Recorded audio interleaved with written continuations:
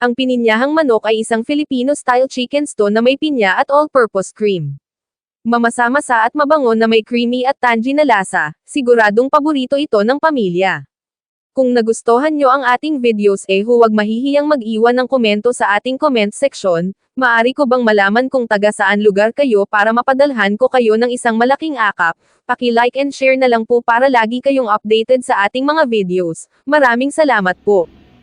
Sa katunayan, mayroon akong masasarap na assortment ng mga recipe tulad ng afritada, adobo, sweet and sour meatballs, at Hawaiian chicken na may pinya bilang star ingredient sa blog. And of course, there's this pininyahang manok which happens to be my favorite of the lot. Kung naghahanap ka ng mabilis at madaling one-pan meal na madaling ihanda ngunit malaki ang lasa, itong Filipino-style na manok at pineapple dish ang sagot. Ito ay handa na sa ilang minuto ngunit ang lasa ay para kang alipin sa kusina buong araw. Nilaga sa cream at pineapple juice plus with added pineapple chunks and bell peppers for color and texture, itong pininyahang manok ay kasing ganda ng sarap. Ang manok ay lumalabas na mamasa-masa at lasa at ang creamy, matamis at tangy na sarsa ay talagang banal na sandok sa ibabaw ng steamed rice, mashed patatas o egg noodles. Siguradong panalo ito sa hapagkainan. Mga sangkap: isang cuts arang canola oil, isang katamtamang pulang paminta, pinagbinhian, tinadtad at hiwa-hiwain. Isang sibuyas, binalatan at hiniwa ng manipis.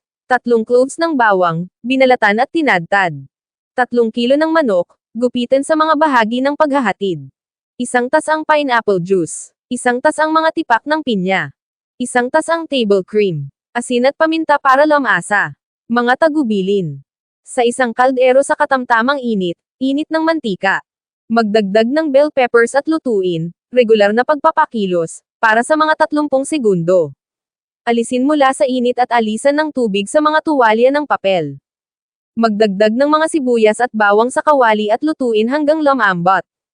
Magdagdag ng manok at lutuin, haluin paminsan-minsan, hanggang sa bahagyang brown. Magdagdag ng pineapple juice, pakuluan, i-skim ang anumang scum na lumulutang sa itaas. Ibaba ang apoy, takpan at kumulo hanggang malambot ang manok. Magdagdag ng pineapples at table cream. Timplahan ng asin at paminta ayon sa panlasa. Patuloy na kumulo ng humigit kumulang 3 hanggang 5 minuto o hanggang sa bahagyang lumapot ang sarsa at bumaba sa nais na pagkakapare-pareho. Magdagdag ng bell peppers at magpatuloy sa pagluluto ng mga 30 segundo o hanggang malambot malutong. Ihain ng mainit.